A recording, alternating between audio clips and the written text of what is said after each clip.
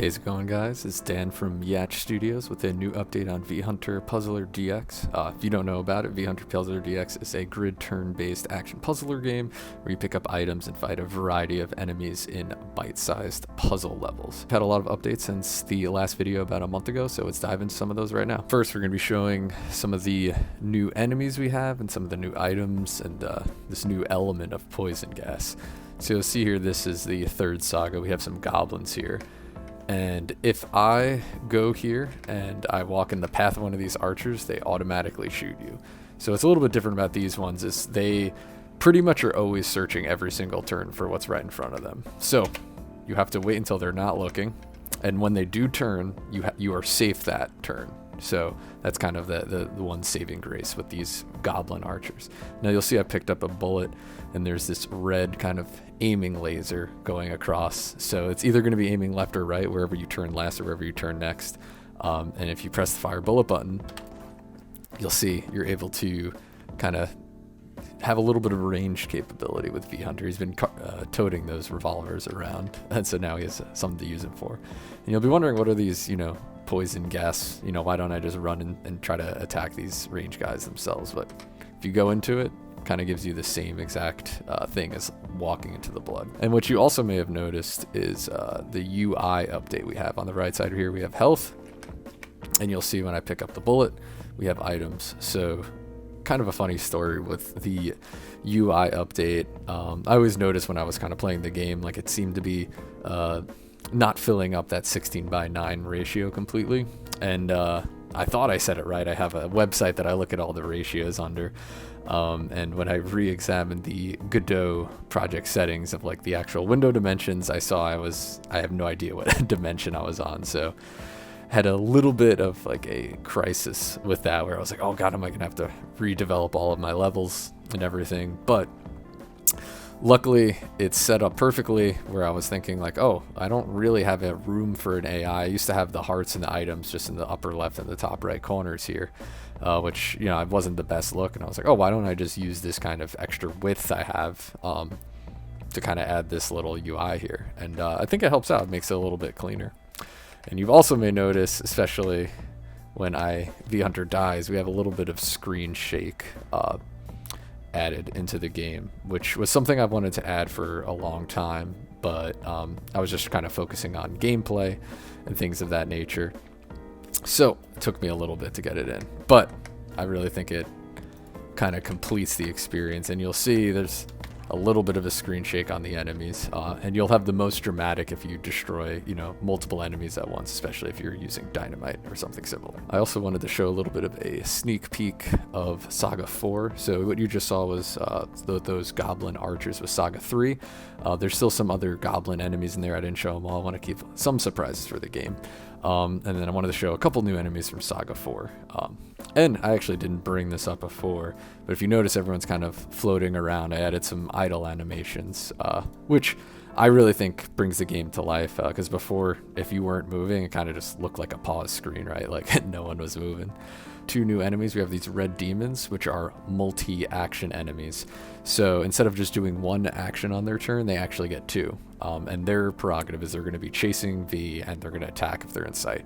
The ghouls are patrol enemies, which were from mummies like in the last saga, or in Saga 2 rather. Since ghouls are super gross, they leave that poison gas we saw before, a trail of it. So it kind of adds a urgency to destroying these ghouls, because if you wait too long, eventually their whole patrol path is going to be poison gas, which is going to destroy you. So let's see how this goes, right? Move. We see that demon's there. He's going to chase me, right? So you'll see here, demon moves twice, right? So you kind of have this balance where you have to worry about these demons while also making sure you can get the ghouls. And you'll see this is later on in the game, it gets a little bit tougher, right? You've noticed I've kind of trapped myself here, right? So I can take care of this ghoul. If I attack the other ghoul, there's blood there, and I've destroyed myself. So the exit appears, but you can't get to it because you've died. just wanted to show a quick sneak peek. There's also another enemy, a Cyclops, in this, but you can kind of read about that in the itch.io devlogs. Finally here, I just kind of wanted to go over the itch devlogs I make. I try to do them about every week or so, post my updates and kind of some of the goals I'm working for, things I've accomplished. These video devlogs, they take a little bit more time, so I set, about one per month for the video devlogs, just so I don't spend too much time just writing about the game instead of actually completing it. But I'll go over the past 3 devlogs since the release of the video. And this one here is about the UI update and Saga 2 being complete. And you kind of see here, right, we have the health and the items. And this is actually, since this is from, 20 days ago, I've actually such adjusted this. I think there's only about 3 items per row. Because before with this, they would just kind of keep bleeding over to the side of the edge. Whereas now I set it up as a control rector. I forgot, some kind of control node. So essentially the icons of the items just go to the next row. But you'll kind of see here, it's fun looking back at these devlogs, even though this is only a couple of weeks. I kind of wrote about like my inspiration for doing this UI, and this is Metal Gear Ghost Babel for the Game Boy Color. Not a lot of people know, but there's actually a Metal Gear Solid game on the Game Boy.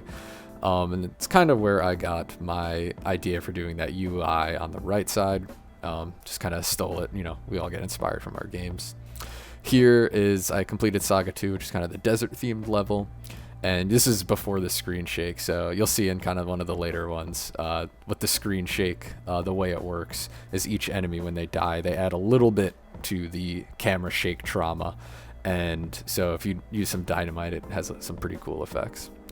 And here is just Dusty, who's the first kind of unique boss you fight in the game. And then here's a link to the video, my first video. So here is screen shake, bullets, and poison gas. And you'll see here is kind of the same GIF, right? But now we have the floating with the idle, and if you blow up 3 enemies, you'll see the screen shakes a lot. So it's pretty cool. It adds a lot of weight to the dynamite going off.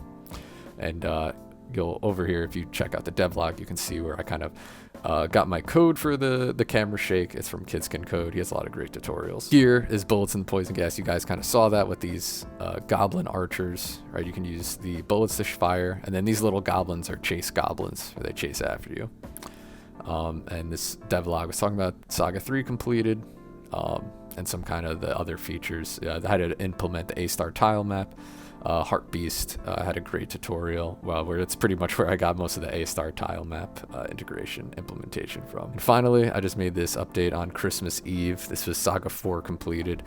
My goal has been doing about a saga per week, because I'm really trying to kind of get the full game dev lifecycle and basically get this game released in a timely manner, which is, essentially forcing myself to, not strict deadlines, but I'm just setting goals for myself. So I've been doing about 1 saga per week. I don't know if I'll get Saga 5 done, just because it's the holidays, Christmas, and I'll be traveling shortly. However, for the most part, I've actually been keeping pretty good to my schedule. Saga 4 complete. Here's the new goblins or ghouls. Sorry, the new ghouls that leave these poison gas trail. And these puzzles are pretty challenging, because, like I said, you're going to have them going in multiple directions. You have to make sure you destroy the ghouls before they do their full patrol, because once they're in their complete poison control, you'll have to use these potions to be able to attack them. But you're not, there's 6 ghouls and there's only 3 potions, so you'll have to make sure that you're paying attention and you get them before they make their full patrol. I also added controller support. I didn't really display it here. Maybe I'll do it in the next video, but that's something that's very easy to do in Godot. But just once again, I've been focusing on, finishing the base game and kind of gameplay. And I knew something like controller support would be easy. And then here I just showed the 3 new enemies. I don't actually show the boss now. I kind of wanted to keep a little bit of surprise. But we have these demons, right? And you saw these are the multi-action enemies. And they're pretty deadly if you don't pay attention, because they got that 2 actions. We have the Cyclops, who has a lot of range. Doesn't really move too much, but big range, big damage. And as we saw before, the ghoul. And I also added this new item. Let's see, this GIF replay. It's this time stop, this watch. You pick it up and enemies won't take an action for 3 turns. So you see you can kind of take advantage of this. The Cyclops moves a little bit and you have that extra time to plant the dynamite and get out before they attack you. So it just adds a little bit more complexity and fun to the game, I think. In closing, you can see there's been a lot of progress over the past about month, I believe.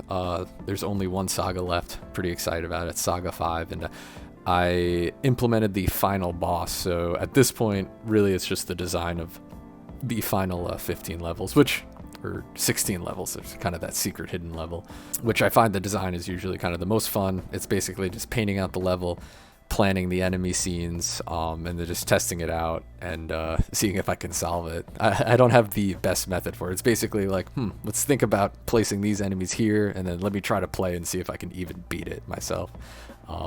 But like I said, it's kind of a good time. It's a lot of fun. Basically, for next steps, I'm hoping to complete Saga 5.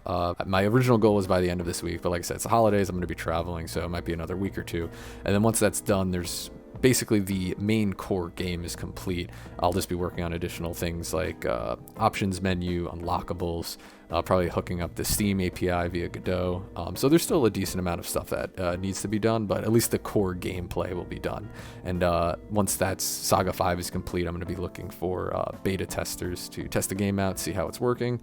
And then so that way, as I'm working on these kind of side features, getting the Steam page ready, getting a trailer.